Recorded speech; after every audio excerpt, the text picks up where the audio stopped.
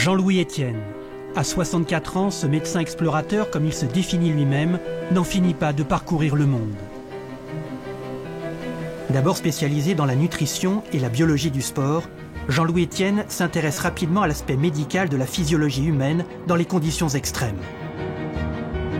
Par goût de l'aventure et de la recherche, il va participer à de nombreuses expéditions dans l'Himalaya, au Groenland et en Patagonie. Amoureux passionné de la montagne, il ne délaisse pas pour autant les océans et poursuit son chemin maritime comme équipier à bord de Penwick 6 d'Éric Tabarly lors de sa course autour du monde dans les années 70.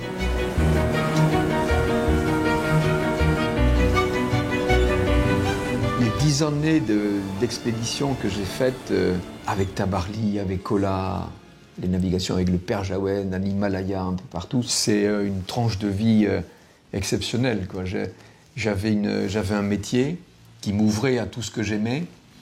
Je n'avais comme seule responsabilité que moi-même. J'étais dans une insouciance totale. Je n'avais aucun profil de carrière. J'étais dans une jouissance des instants J'étais dans un présent qui m'a extrêmement nourri. Je me suis aussi habitué à connaître ces expéditions, comment est-ce qu'on les montait. J'ai totalement dédié ma vie à ce que j'avais envie de faire. C'est un souvenir impérissable et c'est quelque chose qui me fait dire aux autres d'aller un instant dans sa vie ou le plus possible vers la voie de ses rêves. Après 10 ans d'une vie aventureuse bien remplie, pour Jean-Louis Etienne, c'est l'appel des pôles. Excusez-moi. Chaque fois que j'en parle, c'est énorme. Je revis ce moment, c'est énorme.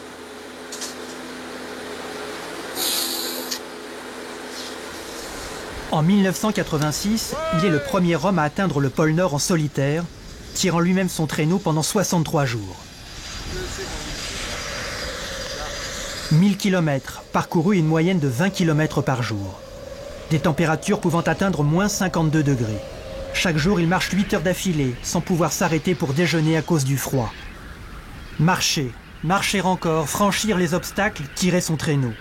Entièrement concentré sur la tâche à accomplir. Chaque jour est un combat contre la fatigue, le froid et la solitude. Le soir, après avoir monté sa tente, dans un endroit aussi abrité que possible, il trouve sa récompense dans la distance parcourue qui le rapproche du but. Aller seul au pôle Nord, c'est très très orgueilleux comme parcours. Très ambitieux, vous voyez, et on se trouve confronté, une fois qu'on est seul tout d'un coup sur la banquise, à cette espèce d'invention qu'on s'est faite en disant « mais je me suis inventé un truc qui me dépasse ».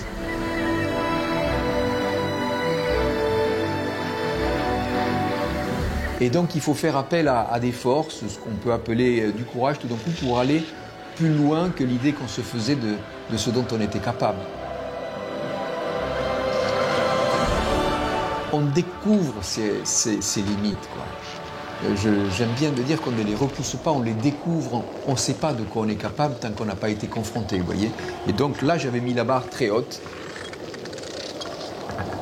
Ça m'a apporté le message que je transmets régulièrement quand je vais dans des classes ou même dans des assemblées d'adultes, persévérer. Quoi que l'on en fasse, on a des seuils à passer. Donc la persévérance permet de se réaliser. On ne peut pas se réaliser dans la vie sur des sommes de frustration, de choses inaccomplies qui vous restent comme quelque chose que vous auriez aimé faire. Il faut toujours aller vers ce que l'on aime. Le tour du monde à 5 ans. C'est alors le début de 20 années d'expédition. Entre juillet 1989 et mars 1990, il est co-leader avec l'Américain Will Steger de l'expédition internationale Transantarctica, au cours de laquelle il réussit en traîneau à chien la plus longue traversée de l'Antarctique jamais réalisée, 6300 km. Infatigable défenseur de la planète, Jean-Louis Etienne a mené entre 1990 et 1996 plusieurs expéditions à vocation pédagogique, pour faire connaître les régions polaires et comprendre le rôle qu'elles jouent sur la vie et le climat de la Terre. À bord du voilier polaire Antarctica, il part en 1991 et 1992 pour la Patagonie, la Géorgie du Sud et la péninsule antarctique.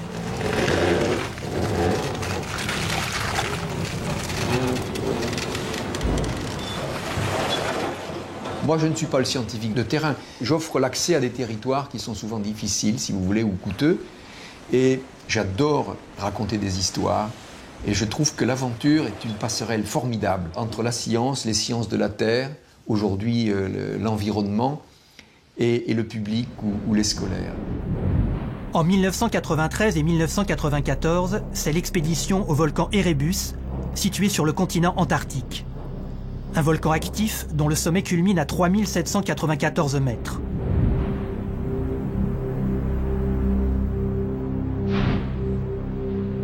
Après 10 jours d'ascension pour atteindre le sommet, une déception attend les scientifiques. Le cratère est éventré par des effondrements et le lac de lave s'avère inaccessible.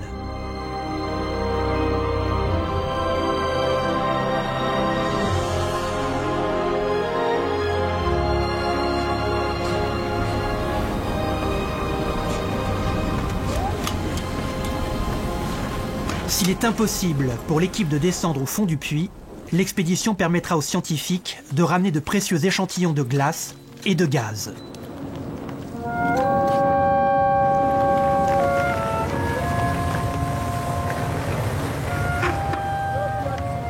Puis en 1995 et 1996, l'hivernage au Spitzberg à bord d'Antarctica. Pris dans sa gangue de glace, le bateau restera prisonnier 8 mois sur la banquise. Entretien du bateau, prélèvement de plancton, mesures et comptages, programmes océanographiques sont effectués régulièrement à l'extérieur. En février, après 4 mois de nuit, c'est le retour de la lumière et la découverte d'un environnement jusque-là caché.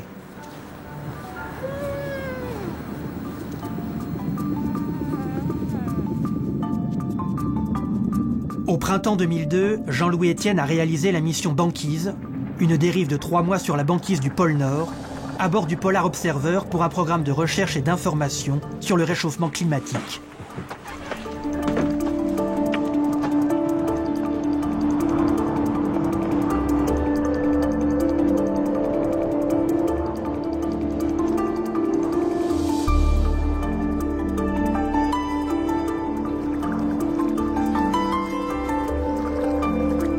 Après 3 mois de navigation, au gré des courants de dérive, ce voyage immobile prend fin, avec le morcellement des glaces qui s'annonce. Avec mon expérience, je suis devenu un passeur d'informations. L'idée, c'est toujours pareil de positiver, je crois, parce que c'est un mot un peu banal, mais faire la liste de tout ce qui ne va pas, c'est bien. Mais insuffler tout d'un coup une dose d'espoir, parce qu'il y a des solutions, c'est le rôle que je prends bien volontiers. Parce qu'on ne peut entraîner une population que si on lui montre qu'il y a un chemin, quoi. En 2010, c'est l'expédition Generali Arctic Observer. Jean-Louis Etienne se lance dans une aventure qui n'a encore jamais été réalisée, la traversée du pôle Nord en ballon.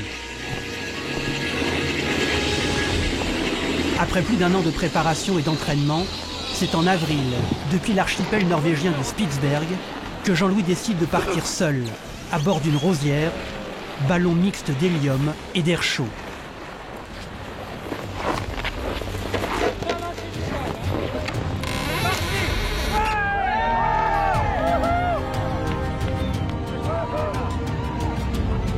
C'est magnifique. Général Lee et Jean-Louis Etienne s'engagent sur ces terres polaires pour attirer l'attention du monde sur le chaos climatique à l'échelle planétaire qu'engendrerait la disparition de la banquise arctique.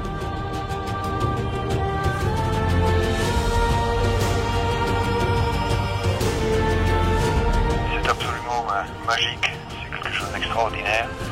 C'est un moment d'une grande intensité et ça devient petit à petit une beauté magnifique.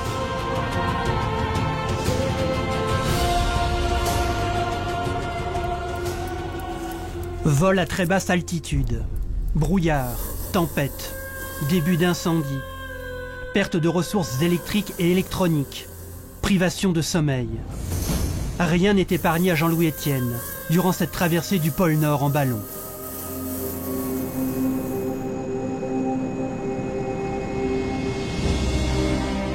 Après plus de 120 heures de vol et 3500 km parcourus, c'est finalement en pleine Sibérie que Jean-Louis Etienne se pose. Ah putain, bravo.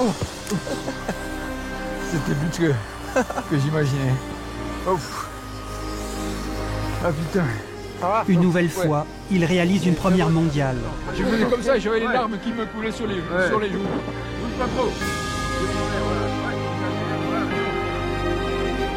Une aventure audacieuse, digne des romans de Jules Verne, pour ce découvreur hors norme. C'était beaucoup plus dur que je n'imaginais. Hier, j'ai eu un contact en France, là, qui m'a dit alors ça a duré 5 jours, vous pensiez? J'ai l'impression que ça a duré 1 an. C'était du non-stop permanent, non-stop, avec l'œil rivé sur 2 choses, le variomètre, c'est-à-dire est-ce que ça monte ou ça descend, et l'altitude. C'est inimaginable, quoi. Je suis allé, en ce qui me concerne, assez loin, quoi. Les adultes en situation de gouvernance aujourd'hui, qu'elles soient industrielles, politiques, même familiales, ont pris les questions environnementales sur le dos, un peu sur le tard, n'ont pas été formés à ces préoccupations. Mais les générations qui arrivent, il faut qu'elles aient ce réflexe spontané qu'à chaque décision qu'ils prendront, ça a des conséquences. Et prendre ces conséquences en compte et d'agir en fonction de ça.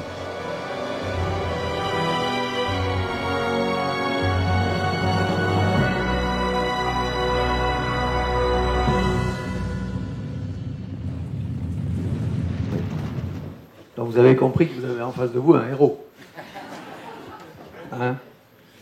Et en fait, on a évoqué tout à l'heure mon existence, et effectivement, elle est faite de rebondissements, toujours dans le bon sens. Et en fait, je n'avais pas les notes pour entrer en 6e. Donc j'étais orienté vers le collège technique. Et en fait, je voulais faire menuisier. Mon père était artisan, je voulais faire menuisier, c'était quelque chose qui allait bien. J'ai toujours aimé le travail du bois, même je continue. Et il n'y avait plus de place en section menuiserie au collège, donc j'ai fait, m'a mis un ajustage sur métaux. Donc j'ai fait un CAP de tourneur-fraiseur. Ça sert toujours. Et donc là, j'ai bénéficié de la création du bac technique. Le bac technique venait d'être créé 2 ou 3 années auparavant. Et donc on était une poignée. Donc normalement, après le CAP, on faisait le brevet professionnel.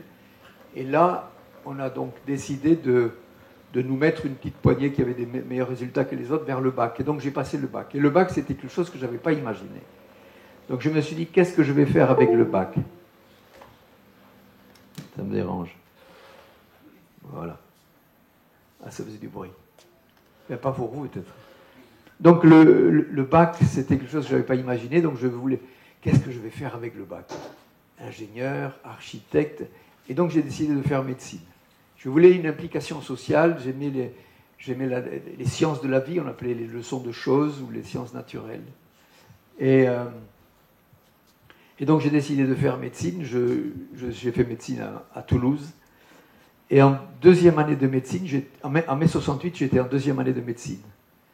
Et donc je montais au front, comme beaucoup d'étudiants, je passais ma 2 chevaux pour aller faire des manifs, etc. Bref. On avait le soir des AG, Assemblée Générale. Et un soir, c'était fin mai, en fait ça commençait à s'étirer un peu l'affaire. Et il y avait 2 thèmes de la soirée. C'était pour ou contre le doyen, l'utilité du doyen. 2e question, autogestion des universités. On fait l'AG, il y avait du monde. Personne ne savait à quoi servait le doyen, mais on était contre de toute façon. Par principe. 2e, autogestion des universités. Le niveau était assez faible pour expliquer, moi je ne comprenais absolument rien ce que c'était que l'autogestion des universités. Bref, je me suis rendu compte que c'était pas, qu'on avait fini, quoi, l'affaire était bâclée. Donc je suis allé à l'hôpital de Castres, d'où j'étais originaire, et j'ai demandé au chirurgien si je pouvais assister aux opérations. Donc j'étais en fin de 2e année de médecine. Il m'a dit, ben venez. Et donc tous les matins, j'étais là au bloc, enfin, il y a beaucoup de chirurgiens ici, dans un bloc où on rase les murs. Et de temps en temps, j'étais là tout le temps. Et c'est appelé Guibet, le docteur Guibet, de temps en temps, il me disait, venez, approchez-vous. Donc je m'approchais pour aller dans le trou, je ne comprenais rien. Mais bon, j'étais là tout le temps. Un jour est arrivée une urgence de la main. Et l'interne était parti dans le service. Et il dit à la chef de bloc, habillez Étienne. Un grand jour de ma vie. habiller Étienne. Hein, vous voyez ce que ça veut dire. Et donc là, je m'assieds en face de lui et je fais ma première aide opératoire sur la main. Et c'est un coup de foudre. Tout d'un coup, je me servais de mes 10 doigts, vous voyez, pour en médecine. Et donc, c'était... Voilà. Et donc, ce chirurgien m'a pris la bonne. Alors, juste une parenthèse, ce chirurgien était un type très brillant, en passe de passer l'agrég, il était à la Salpêtrière, en passe de passer l'agrégation d'anatomie, quand il a eu une histoire d'amour qui a perturbé sa vie, et il a pris la semaine des hôpitaux, il a regardé, il a vu Castres cherche chirurgien, chef de service à plein temps, et il s'est barré, tout de suite. Et donc on a hérité à Castres d'un chirurgien qui avait une culture de l'anatomie, etc. Voilà. Et donc il m'a pris un peu sous la coiffe, donc je faisais des aides opératoires pour lui régulièrement, j'adorais ça, et il m'appelait, j'étais à la fac, il me disait « Venez Étienne, demain on a un estomac si ça vous intéresse, venez Étienne, je m'appelle, voilà ». Donc il m'a vraiment insufflé une passion. Donc j'ai passé le concours d'internat de deuxième catégorie régionale, et donc j'étais interne avec une passion pour l'orthopédie. L'orthopédie, moi j'avais un CAP si vous voulez, les clous, les broches, les plaques, les vis, tout ça c'était mon truc. Et donc j'adorais ça. Mais est arrivé quelque chose d'ancien, plus fort. Je suis né à la campagne, j'aimais vivre dehors, je campais. Et la notion d'expédition était quelque chose qui était dans ma tête depuis longtemps. On avait à la maison un magazine qui s'appelait L'Illustration, que l'on trouve aujourd'hui chez les antiquaires. Et c'était du temps où c'était le National Geographic français, ou du temps où la France avait un empire colossal, et des terres partout. Et donc il y avait sur l'illustration des caravanes, des bateaux qui quittaient les ports. On envoyait tous les corps de métier, un peu partout dans le monde. Et donc c'était quelque chose dans lequel je me projetais là-dedans. Et donc c'était resté comme un désir ancien. Et donc j'ai arrêté temporairement dans ma tête la chirurgie pour aller à Grenoble et faire des expéditions.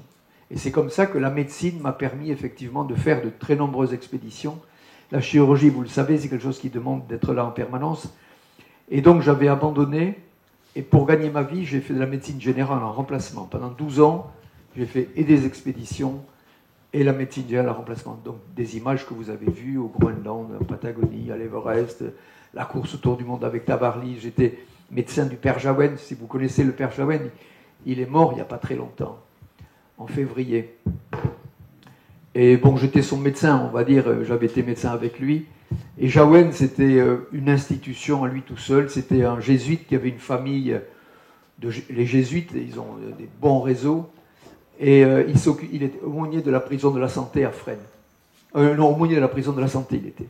Et il avait créé un foyer d'accueil pour les sorties de prison. Et il avait des relations, il leur trouvait du boulot, c'était plus facile. Et j'ai des souvenirs qu'il avait un gisement intéressant, c'était le BHV. Le bazar de l'hôtel de ville, il était copain avec Lilas, qui était un patron qui lui a donné un bateau après. Et j'ai assisté à un truc une fois avec Lilas qui disait « Père, mon père, le gars que vous m'avez envoyé est parti avec la caisse. » Et Jaouen avait cette force, il dit « Mais ça fait rien. Allez-y, là, je suis sûr que c'est un bon mec. Prenez-le, donnez-lui une deuxième chance. » Donc ce type-là, il est inoxydable, vous voyez. Il n'était pas comme ça, dit un peu honteux. Il avait un centre, il accueillait les gens, on leur file à bouffer, ça va aller mieux. Et donc, il y avait dans son équipe un mec qui s'appelait Jacques Marin. Jacques Marin, il prenait sa mobilette le soir vers 11h, minuit, il allait à la sortie de Castel et donc à Millau. Les 2 boîtes de nuit où il allait en cuisine chercher ce qui restait. Pas dans les plats, mais dans les gamelles. Et il ramenait ça, et à midi, on filait à bouffer des restes, des bons restes, de chez Castel et donc à Millau. Et donc il y avait une table qui était très longue, je me souviens comme ça. Et là, vous rencontrez des fois le maire du 2e arrondissement, 2 prostituées, 3 toxicomanes, 5 sorties de prison, une famille normale. Il y avait de tout, et cette espèce de capacité qu'il avait, il savait, il voyait l'âme. Vous voyez ce que je veux dire? Il ne regardait pas la carrosserie, tout de suite il voyait à travers le regard avec quelque chose, il y avait quelque chose à sauver. Et donc il avait commencé avec des autobus qu'il amenait il ne l'intéressait pas, donc il est breton, il est né à Ouessant, et donc il a fait beaucoup de croisières, on faisait des croisières, donc moi j'étais médecin avec lui, on traversait l'océan Atlantique avec l'espoir que ces jeunes arrivent à trouver un goût à autre chose et redeviennent en forme. Et moi je me souviens, je suis arrivé donc sur ce bateau, J'avais amené 2 caisses à la pharmacie, j'avais même de quoi faire une trépanation, enfin j'avais de tout. Et Jaouen me regarde, mais qu'est-ce que c'est ce truc-là? J'ai dit, mais c'est la pharmacie. La pharmacie, et il me dit, tu as amené des pilules? Putain, rien. Merde! Non, je dis, pourquoi des pilules? Ben, il me dit, tu vas voir, il y a des garçons, il y a des filles, dès qu'il va faire beau, hein, ça va y aller. Il me dit, les filles vont avoir leurs règles qui vont revenir, ça va baiser, je veux pas d'emmerde. Et j'avais de quoi faire tout type d'opération, j'avais pas les pilules. Je me souviens, c'était un détail de la pharmacie d'expédition, j'avais une grosse lacune à venir. En fait, donc j'ai fait médecin comme ça, vous voyez, avec Tabarly, j'ai passé 1 an avec lui en Himalaya. Donc. Et à un moment donné, à l'Everest, j'étais monté au camp 2 parce qu'on avait 3 gars qui étaient bloqués au camp 5, donc à 8000 mètres, et ils étaient vraiment bloqués, donc on ne vit pas longtemps avec le peu d'oxygène qu'il y a à 8000 mètres. Donc j'étais monté au camp 2 avec l'oxygène, etc. J'étais tout seul sous la tente, j'attendais. Il y avait une ambiance de tempête, il y avait des avalanches, mais j'étais sur une arête bien. Et donc il y avait une ambiance terrible. Et j'étais bien là sous la tente, puis je me suis dit, peut-être que la prochaine, ça va être mon expédition. Vous voyez, et si je faisais moi-même une expédition. Et donc j'étais en confiance là, et le pôle Nord s'est imposé comme la chose que je pouvais faire. Le pôle Nord, c'est au milieu d'un océan gelé. Donc quand vous allez au pôle Nord, vous marchez sur la mer gelée. C'est très chaotique, vous avez vu quelques images, c'est pas une patinoire, parce que ça bouge sans arrêt, la banquise se casse, les blocs se chevauchent comme ça, donc ça, vous avez des crêtes de compression, enfin, il fait très froid aussi, mais c'est pas technique. Vous voyez, on n'a pas besoin de faire un stage pour apprendre à tirer un traîneau, on vous le met à la taille, là, hop, tout de suite, vous avez compris. Par contre, j'étais un super campeur. Je pouvais dormir, j'avais dormi un peu de tout, un peu partout. Et c'est là qu'on abandonne. On abandonne en général sous la tente à cause du froid. Même s'il fait moins 45, moins 47, j'ai connu moins 52 sous la tente. C'est le plus froid que j'ai au thermomètre, pas au ressenti, à l'abri du vent. On se caille. Et en fait, à l'effort, on n'a pas froid, vous le savez, vous connaissez le corps humain. Notre machine musculaire a un rendement aussi mauvais que le moteur à explosion de nos voitures. Hein, quand on roule, le moteur chauffe. Seulement 25% de l'énergie qui est dans la combustion thermique, 25% est transformée en énergie mécanique, donc qui entraîne le mouvement. 75% c'est de la chaleur, c'est un déchet de réaction. Hein, notre corps humain, c'est pareil. L'énergie mise en jeu dans la contraction musculaire, seulement 25% est transformée en énergie mécanique dans le mouvement, le reste de la chaleur. Donc si on veut être performant à l'effort, comme pour la voiture, il faut évacuer la chaleur. C'est la base. Il faut évacuer la chaleur.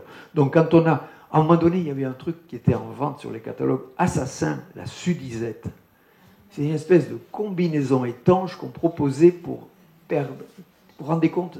Le massacre. C'est... Vous rentrez en hyperthermie tout de suite. Vous n'avez pas d'échange. Notre radiateur, c'est la peau. Et la peau mouillée en plus. Hein, ça ne vous a pas échappé, quand vous avez la peau mouillée que vous mettez devant le radiateur, vous perdez beaucoup plus de chaleur que la peau sèche. Mais dans la sudisette, si vous voulez, donc vous étiez en hyperthermie très vite, donc très vite ça n'allait pas. Et ce que vous faisiez, vous n'avez rien perdu.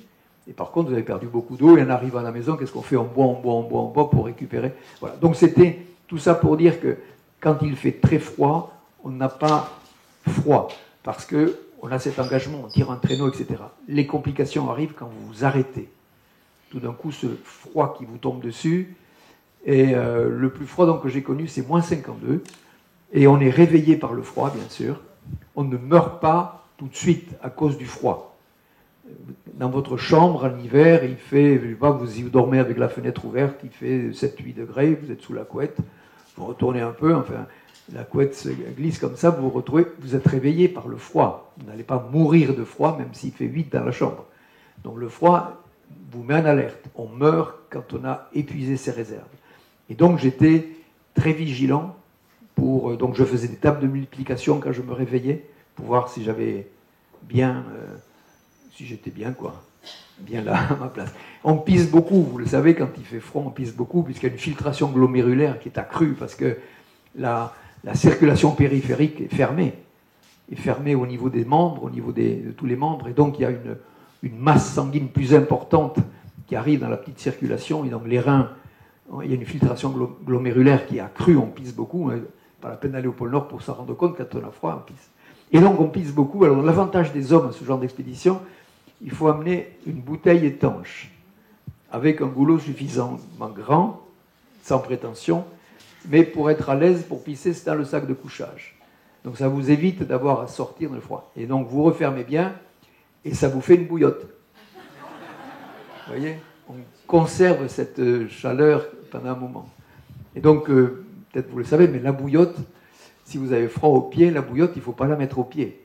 Il faut la mettre là, au niveau du périnée, au niveau des gros vaisseaux, pour que l'échange thermique se fasse entre les gros vaisseaux et la chaleur. Si vous la mettez au bout, l'échange, il n'y a pas beaucoup d'échange. La circulation périphérique au bout du pied, surtout quand il est froid, il n'y a pas grand-chose. Donc mettez-la, n'oubliez pas. Donc ça, c'est une expérience vécue au pôle Nord. Et voilà. Et donc j'ai résisté surtout aux tentations de l'abandon. Je me suis forgé une persévérance là parce qu'effectivement c'était un projet très ambitieux d'aller seul au pôle Nord. Je pense que j'ai tenu parce que j'étais seul. J'étais le premier à réussir ce parcours et seul. Je pense que si on avait été 2 ou 3, comme mes prédécesseurs qui abandonnaient au bout de 10, 15 jours, ou des 15 jours quand vous avez le sac de couchage qui est mouillé, on est fait d'eau, c'est ça le problème. On est fait d'eau. Et dans le sac de couchage, si vous voulez, malgré vous, vous perdez beaucoup d'eau, vous respirez un peu dedans. Et donc, beaucoup de vapeur d'eau reste dans le sac de couchage. Et elle reste enfermée. Et dans la journée, elle gèle, vous voyez. Donc, le sac de couchage il devient un peu raide. Et le soir, vous rentrez dans le sac de couchage et ça fond. Et c'est un peu mouillé. Voilà. Donc, il faut vraiment en avoir envie. Hein. Sinon, n'y allez pas. Et bon, ça c'était le premier sac de couchage. J'ai fait des progrès pour le second. J'avais moins. Mais ce que je veux dire, c'est qu'on est 2 ou 3. Et là, on commence à dire attends, là, on est. T'as vu moins 50. Et là, on commence à se convaincre qu'on est en train sur une voie qui va nous conduire où. Voilà. Et donc, seul, en fait, j'étais plus fort devant le doute. À 2, on potentialise plus, ou 3. S'il y en a 3 qui se mettent en disant je crois qu'on fait une connerie, on abandonne. Le seul, donc voilà. Donc je pense que ça a été une force qui m'a permis de tenir. Et je suis arrivé au pôle Nord après 63 jours de marche. Ça, c'est un grand moment aussi de ma vie. Il y a eu Abby et Étienne.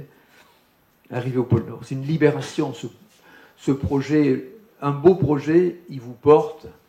Et de temps en temps, c'est vous qui le tirez, quoi. Il faut l'amener. Hein. De temps en temps, il y a une bonne nouvelle, quelque chose qui fait que, allez, on repart. Donc c'est ces ondulations de la vie, ces passages de seuil, si vous voulez, que j'ai connus en allant au pôle Nord petit à petit, à résister à ces tentations pour arriver à cette réalisation. L'arrivée au pôle Nord, il n'y a rien au pôle Nord. Hein. C'est pas matérialisé, c'est rendez-vous au milieu de l'océan. Vous voyez, si vous êtes au milieu de l'océan, il n'y a pas de panneau pôle Nord. Parce que la banquise bouge sans arrêt. Si on veut faire la même réunion au pôle Nord, il faudra qu'on marche. La dérive peut atteindre des fois 10, 15, 20 km par jour au mois de juin, quand ça ne regèle pas, quand la banquise est cassée. Donc, le premier qui a été au pôle Nord, c'est Peary, un Américain. Il a mis le drapeau, il a fait une photo. Et, manque de peau, il y a un autre Américain qui est allé l'année après, qui a revendiqué en disant non, c'est moi le premier. Ça fait une bagarre qui a duré 70 ans à peu près. On ne peut pas. Donc, vous arrivez au pôle Nord par la navigation. 90 degrés de latitude nord. Hein, donc, et vous y êtes.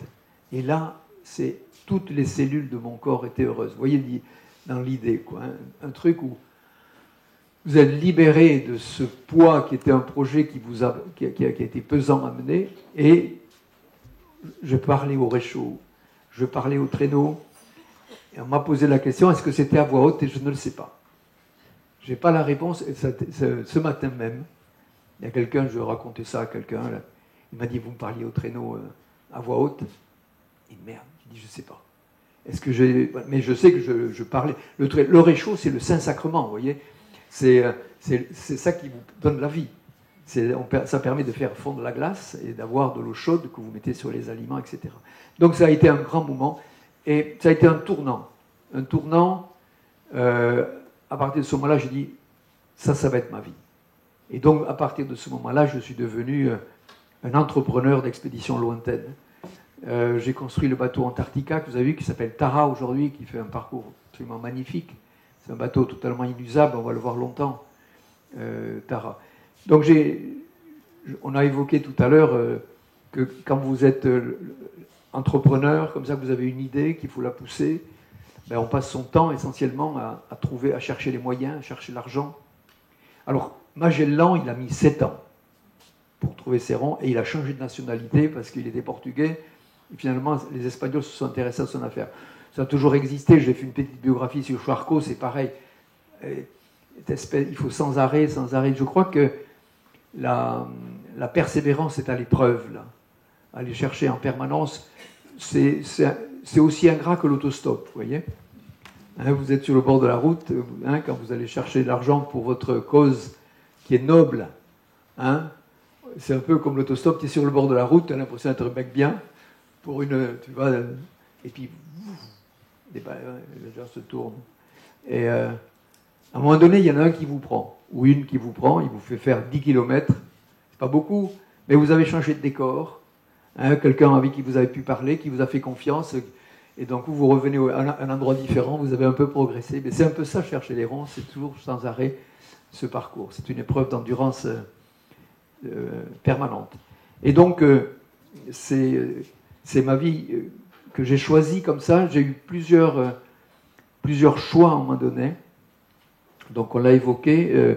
Quand Tabarly m'a écrit, Tabarly, je l'avais rencontré à Rio, à l'aéroport. Moi, je rentrais de Patagonie, j'avais été grimper au Fitzroy, un magnifique sommet. Je n'ai pas atteint le sommet du Fitzroy, mais j'étais.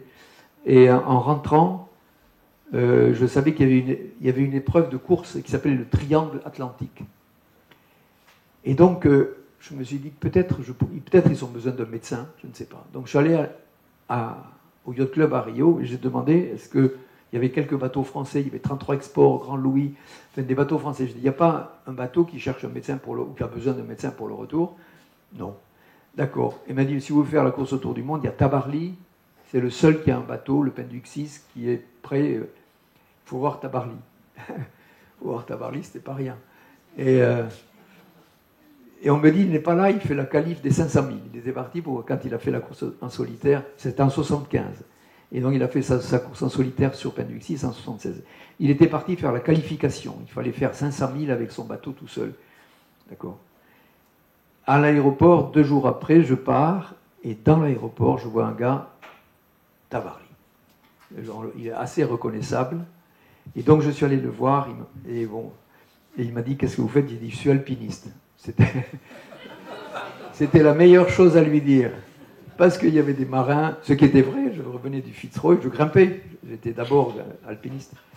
Et donc il m'a demandé qu'est-ce que c'est. Donc on a entamé une petite conversation. Hein, c'était pas du tout, je lui demandais pas un embarquement parce que ça aurait gêné. Et donc on parle de la montagne, de la Patagonie, etc. Et je dis, écoutez, je suis médecin, si jamais un jour pour votre course vous voulez un médecin, je lui consacrerai du temps, j'ai de l'énergie, je suis sportif, je pense que je peux être utile.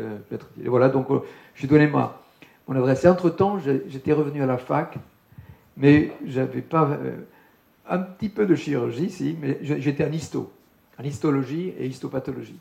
Donc il y a un truc qui me plaisait, c'était les cours. J'aimais les cours. J'aimais cet effort. Et donc j'avais un département de recherche, et je travaillais sur les thyroïdes ectopiques, hein, du rat. Donc, chez le rat. Hein. Et donc, on prenait des rats, on endormait le rat, je lui prenais la thyroïde, je faisais une petite intervention, et je plaçais le bout de thyroïde en situation ectopique dans un muscle. D'ailleurs, on essayait de voir, donc on sacrifiait le rat après pour voir si la thyroïde avait... Ça n'a jamais marché. Et enfin, donc j'aimais ce petit geste-là. Et donc, j'ai reçu cette lettre de Tabarly. Quand j'étais revenu à la fac, j'avais un salaire. Et donc, je me souviens, j'ai été voir mon patron, je dis, regardez ce que j'ai reçu. Il aimait la voile, je me souviens, il regarde. Et Tabarly, je l'ai toujours, il écrivait tout petit comme ça. Est-ce que vous voulez pas, on va aux Antilles, on va faire des régates aux Antilles, puis ensuite on va faire Los Angeles-Honolulu, la Transpacifique, et on rejoindra la course autour du monde à Auckland, on traverse le... Waouh. Et j'arrive. Et voilà. Et donc, j'ai quitté ce poste-là. Je me suis rendu compte que j'étais à la tête d'un truc important, parce que le bruit a couru que j'allais démissionner, donc je me suis rendu compte au nombre de personnes qui venaient me voir que j'avais un poste qui était attractif. Et enfin, j'ai quitté sans réflexion, vous voyez, donc je suis parti dans cette voie. Donc il y a eu ces moments de rupture, mais qui étaient toujours guidés par cette envie de faire des expéditions. Et alors, rentrant de la course autour du monde avec Tabarly, il y avait un labo, il y a Merchar Pedom, je crois, oui, c'est ça, qui fêtait les 10 ans d'Indocide. Indocide, c'est un anti-inflammatoire. Il fêtait les 10 ans. Je crois que c'est Merck, c'était ça. Et donc, le labo me dit, on aimerait bien vous avoir en conférence. On a 10 villes universitaires en France pour fêter les 10 ans d'Indocide.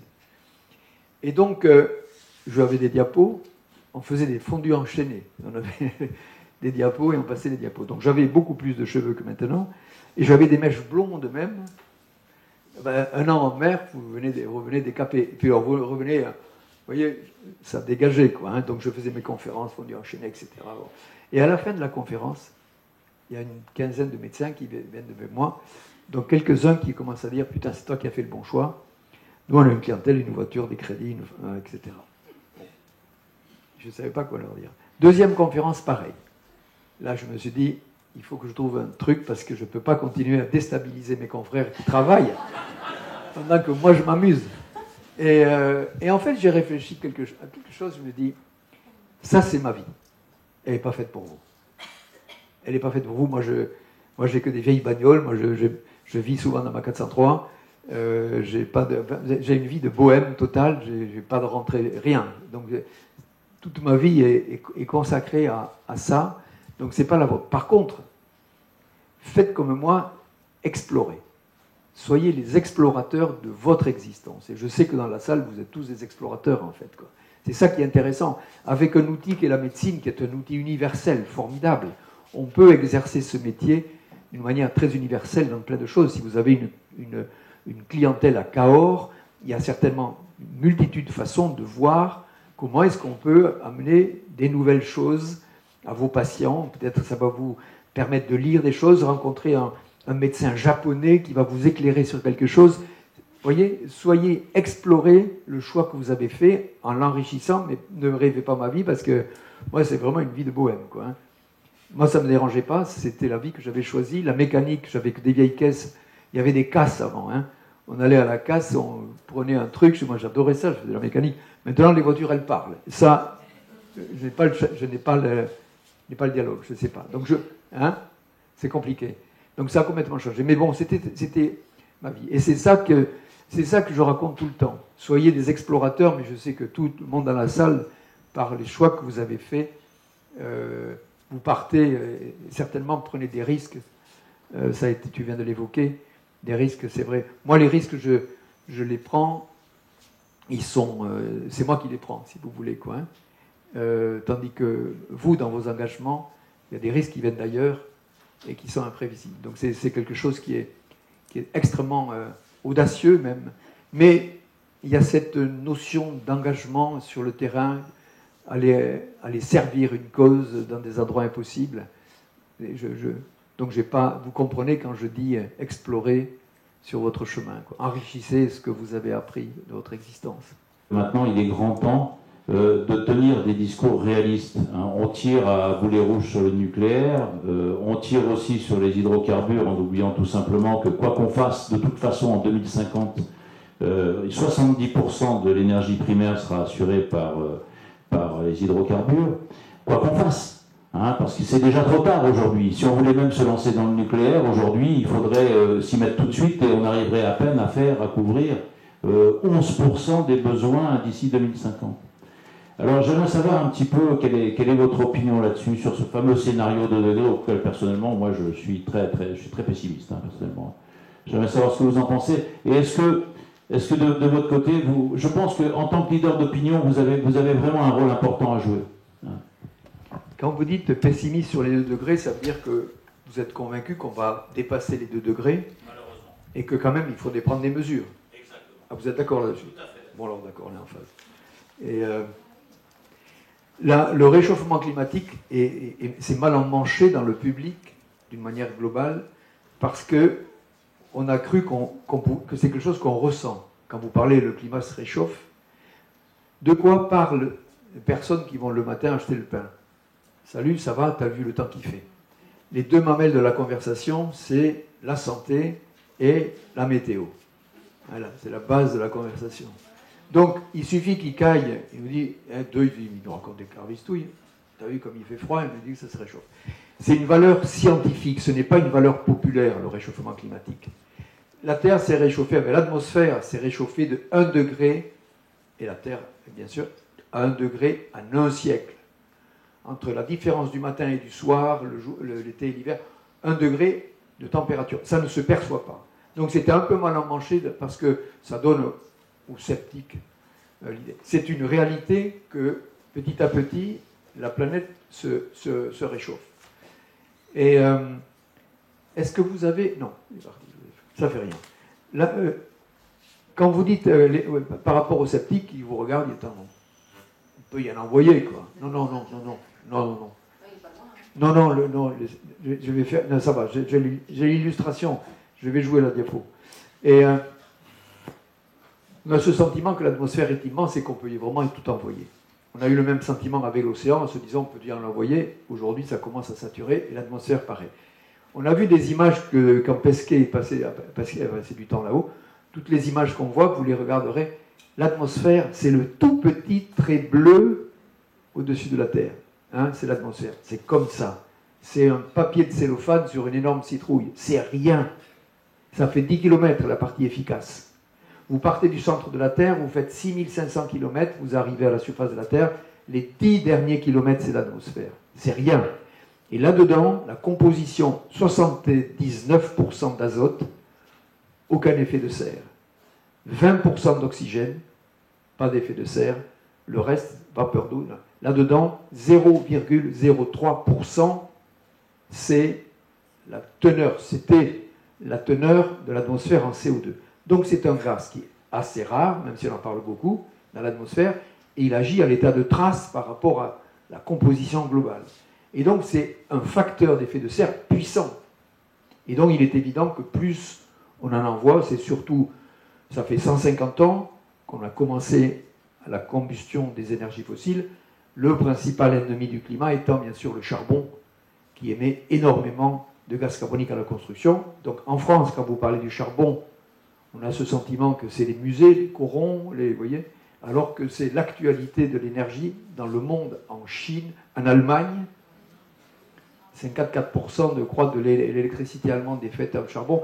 Et en plus, ils ont repris l'exploitation du lignite, qui est une saloperie totale. C'est presque de la tourbe, si vous voulez, donc les combustions. Voilà. Donc, c'est vrai que on charge l'atmosphère en CO2, pas que ça, mais entre autres en gaz à effet de serre. Donc la solution, bien sûr, elle est de limiter les émissions de gaz à effet de serre en commençant par le charbon, etc. Et donc la COP21 avait cet effet de mettre en place une dynamique. J'en parle au passé pour des raisons de date. La position de Trump, je pense qu'elle ne va pas tenir. Elle ne va pas tenir parce qu'il n'y a pas d'avenir dans le charbon. Il y a qui c'est qui veut investir, quoique. Le gouvernement australien vient de donner l'autorisation pour exploiter cette énorme mine de charbon, et c'est l'Inde qui va l'exploiter, qui a mis des milliards là-dedans pour avoir accès. Donc c'est pas fini le charbon. C'est pas fini le charbon, mais il y a encore des convulsions. Il y a les banques, les 3 banques françaises qui étaient sur le projet se sont retirées. La BNP, le Crédit Agricole et une autre, je m'en souviens, la Société Générale, se sont retirées. Donc il y a des mouvements, le fonds souverain norvégien, qui est très très riche, a supprimé tous ces investissements sur les mines de charbon. Donc il y a des choses qui sont enclenchées. Moi, effectivement, je suis passeur d'informations. J'interviens, donc je fais de la pédagogie. La question de l'énergie, c'est une question qui est passionnante. C'est passionnant, l'énergie. Et on ne se rend pas compte en combien on en dépend. Regardez, il y a une tempête de neige dans les Pyrénées. Ça, il y a 2 poteaux électriques qui sont effondrés. Un village de 250 habitants est privé d'électricité. Ils font l'ouverture du journal de 20h. C'est les héros, ils sont dans ce village des Pyrénées. Le lendemain, ils n'ont toujours pas l'électricité. Vous voyez, c'est des héros, quoi. Et on a vu il y a 15 jours, où les stations-service étaient peut-être pas assez bien approvisionnées, panique générale. Marcel va faire le plein, on a le mariage de la fille dimanche, il faut absolument donner de l'essence. Vas-y avec des tonneaux. Enfin, Donc, vous voyez comme on est dépendant totalement de l'énergie et on ne s'en rend pas compte. Et on n'a aucune idée de la quantité de ce que l'on consomme. Bon, ça c'est un sujet qui est passionnant, qui demanderait un développement plus long, mais je pense que dans un futur assez proche, les énergies renouvelables pourront couvrir les besoins domestiques, j'ai bien dit domestiques, d'une population de gens qui auront pris conscience de ce que c'est que l'énergie, qui auront fait l'isolation qu'il faut, qui auront choisi les appareils électroménagers peu consommables, qui seront quasiment entrés en religion avec l'énergie et avec une forme de régionalisation de ces énergies renouvelables. Maintenant, pour les gros appels de puissance, c'est autre chose. On ne passera pas, parce qu'on ne sait pas stocker l'électricité, on peut faire de l'hydrogène, si vous voulez, qui sont les deux vecteurs principaux, mais il ne faut quand même pas perdre de vue que 100% de l'économie repose sur le transport, 100% de l'économie repose sur le transport, et près de 99% du transport repose encore sur le pétrole.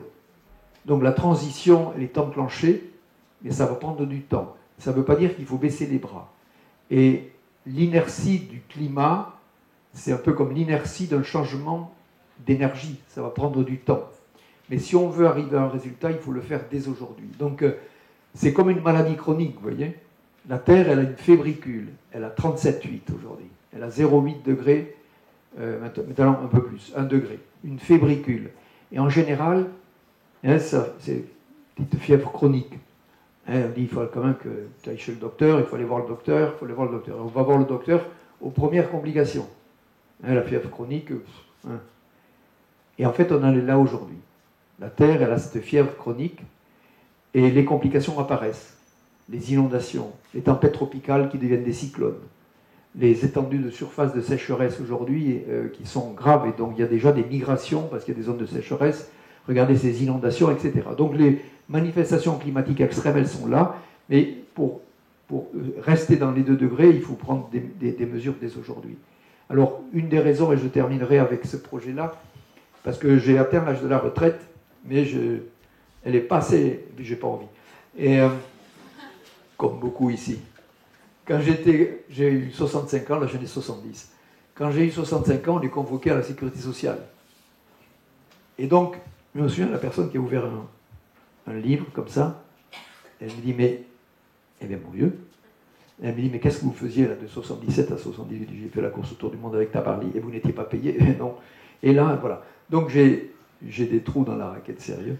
Mais il y a un truc qui est remarquable, c'est qu'ils ont retrouvé le petit boulot que j'avais fait quand j'avais 14 ans. J'avais travaillé pour l'IGN, l'Institut géographique national. Je tenais le jalon autour du mec qui était sous la table et qui faisait la carte d'état-major.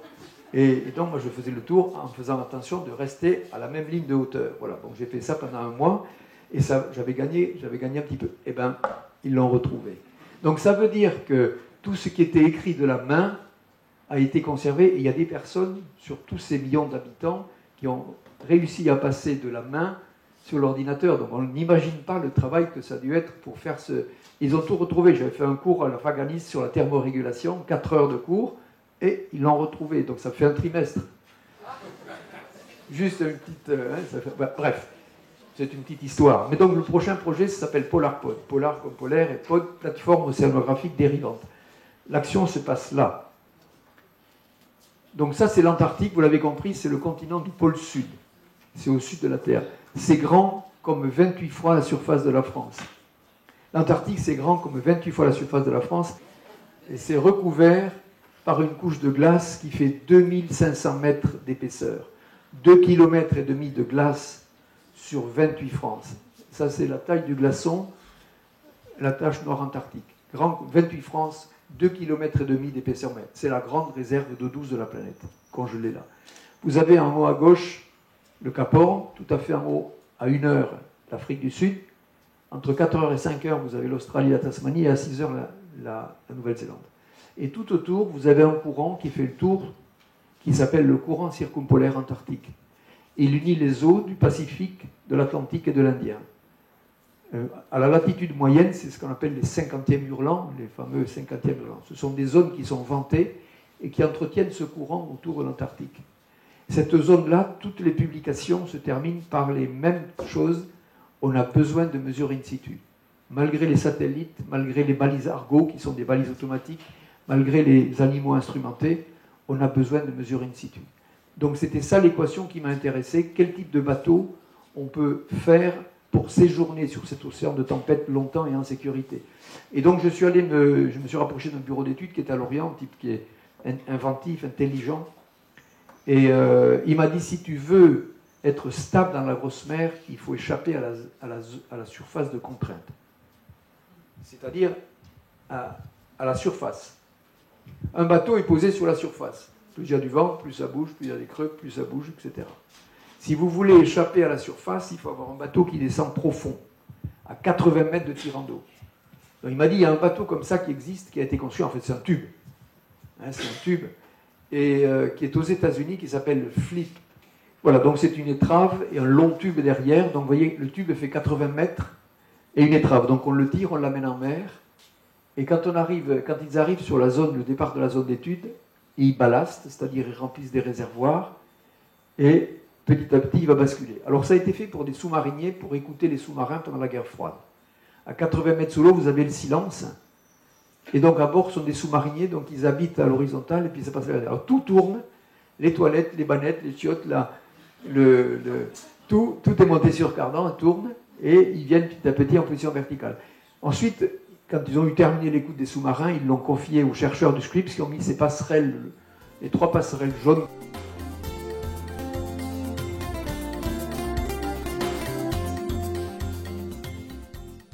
Sur ce principe-là, nous avons fait le PolarPod. Voilà. Donc, à la place du tube plein, on a mis un treillis. Vous voyez, donc c'est beaucoup plus poreux.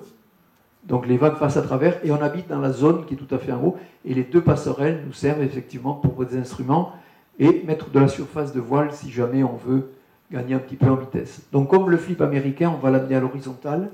Bon, ça fait 120 mètres hors tout. Hein. Après, ça fait 1000 tonnes. Vous voyez, c'est un grand truc, quoi. Et c'est pas une allumette. Et donc, une fois qu'on arrive sur la zone d'étude, on va ballaster et il va basculer pour se mettre en position verticale. Ce sera plus lent. Et une fois comme ça, il reprendra sa position de travail à peu près entre une dizaine de mètres, 10-12 mètres au-dessus de l'eau. On déballaste, hein, on évacue certains réservoirs, il remonte. Ça sont des AUV, ce sont des sous-marins de recherche, des sous-marins autonomes. Vous avez vu la taille de la personne qui est au bout, ça vous donne une idée de l'échelle. Donc ce sont des annexes que l'on va larguer autour de nous, qui font du travail. Vous voyez la personne tout à fait au bout, là. Mais en fait, il fait 2,50 m, ils sont gourés. Voilà. Et on va habiter dans cette partie blanche, il y a 3 étages, plus la passerelle tout à fait en haut. Il y aura à bord 7 personnes. 7 personnes, il y aura 3 marins de la marine marchande. C'est un vrai navire, hein, inscrit maritime, pavillon français, pavillon RIF, et 3 officiers de marine, plus 4 ingénieurs ou techniciens qui font marcher tous les capteurs. On est un arbre de Noël de capteurs. Il y a 52 institutions, 12 pays, c'est un projet international qui est grandiose, quoi, hein, c'est vraiment un grand truc, et on va fonctionner un peu comme la station internationale, c'est-à-dire il y a une multitude de capteurs qui sont mis en route par une poignée d'ingénieurs qui savent faire fonctionner tout ça. Le tour devrait durer 2 ans, à un nœud de moyenne, ça fait 22 000 km de circonférence. On ne prendra pas certainement la ligne droite, mais ça devrait durer au moins 2 ans, et les équipages seront reliés tous les 2 mois. Nous avons fait des tests en bassin, bien sûr, on a fait des maquettes, on a fait des études de structure, à l'Ifremer à Brest, à l'École centrale de Nantes, où on fait des vagues et on regarde les comportements. Le bureau Veritas nous a classé oil and gas, c'est pas une affaire. Ils nous ont considérés comme une spar en fait. Et donc en termes d'échantillonnage, on a les contraintes qui sont très lourdes de la construction des plateformes pétrolières, en termes de qualité de soudure, etc. Donc ça alourdit ça aussi le budget dont on parlait tout à l'heure. Donc les 4... Donc, je vous dis, il y en a 52 institutions qu'on a sélectionnées. Les 4 thèmes d'études, pourquoi on va là-bas? Il y a 4 choses qui sont intéressantes. D'une part, c'est le principal puits de carbone océanique de la Terre. Le CO2 que l'on émet annexé se dissout prioritairement dans les eaux froides. Donc c'est une pompe physique importante. Donc c'est une immensité d'eau froide. C'est le principal puits de carbone océanique de la Terre. Quelle est sa performance? On ne sait pas. Il y a quelques mesures qui sont faites par des Français entre La Réunion et Kerguelen, mais ça se fait sur en été uniquement, sur cette période-là. Et en plus, les Américains ont fait des études comparées entre le FLIP et un navire océanographique. Le navire océanographique, il bouge. Il impacte l'eau, il impacte l'air. Et le FLIP, il est extrêmement stable. Il y a un biais sur la mesure important. Donc on va ramener une mesure très précise et très attendue par les modèles climatiques, puisqu'on va faire cette mesure-là aux 4 saisons pendant 2 ans. Donc c'est quelque chose qui est très important dans ce projet, qui est devenu très institutionnel, bien sûr. Deuxièmement, inventaire de la faune par acoustique. On a, comme les sous-mariniers, des micros dessous, des hydrophones, et on écoute. Et on connaît la signature sonore de toutes les espèces aujourd'hui, donc on va faire un inventaire de la faune par écoute permanente. Troisièmement, la validation des mesures satellites. On a besoin, ils appellent le ground truth, la vérité terrain.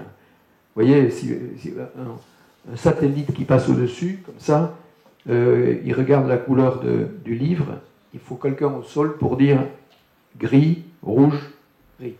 Et donc il n'y a personne qui le fait là-bas. Donc on a une demande des agences, que ce soit l'ESA, que ce soit le CNES, la NASA, Curtin, enfin, surtout sur la couleur de l'océan. Et enfin, quatrièmement, microplastiques et contaminants, est-ce qu'il y en a là-bas? Donc ça, c'est une étude qui va se pousser. Donc voilà les 4 thématiques. La grosse difficulté, c'est de trouver les financements. J'espère, je suis toujours en train d'espérer. On avait Ségolène Royal qui était un moteur très dynamique, et elle est partie avant de signer. Bon, mais nouvelle équipe qui arrive, et donc j'ai quelques rendez-vous bientôt pour défendre ce projet. J'en ai aussi à la Maison Total. Il y a 2 partenaires industriels intéressés en France, Vinci et Total. Voilà, donc c'est Emmanuel Lepoutre qui est ma... Hein? Très bien, très bien. Qui est... Très motivé. Oui? Oui. Ah, vous êtes très motivé par ces problèmes-là. Oui. Je peux donner un coup de main? Oh, ben oui, mais non, mais à la limite, vous montez jusqu'à Pyrénées. Hein, et puis, Ah, j'y suis pas encore arrivé. Oui. Est-ce que tu as un mode de propulsion? Parce que si jamais ça s'approche trop... Oui.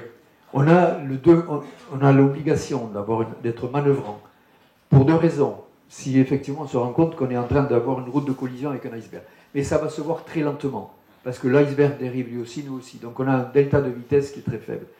Et en fait, dans ces cas-là, soit on met des voiles asymétriques, c'est-à-dire d'un côté, et le caisson qui détient le lest fait 150 tonnes au fond, va être profilé, on ne le voit pas là-dessus, il va être profilé, donc ça va nous faire un plan anti-dérive.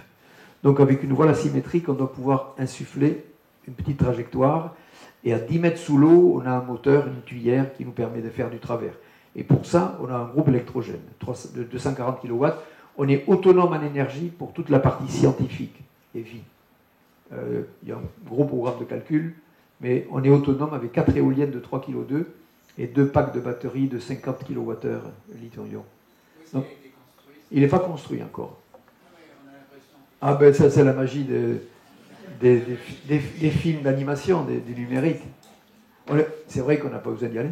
Mais en fait, à un moment donné, des projets comme ça, on aurait pu les inscrire dans une grosse production hollywoodienne. Vous voyez ce que je veux dire? Vous faites un scénario sur un truc comme ça, mais bon. Et la construction, c'est dérisoire dans un budget hollywoodien, vous voyez. Mais aujourd'hui, avec le numérique, ils n'y vont pas. Le film Tempête où on voit, comment il s'appelle, what else? George Clooney. Voilà, The Perfect Storm. Mais c'est fait à Los Angeles.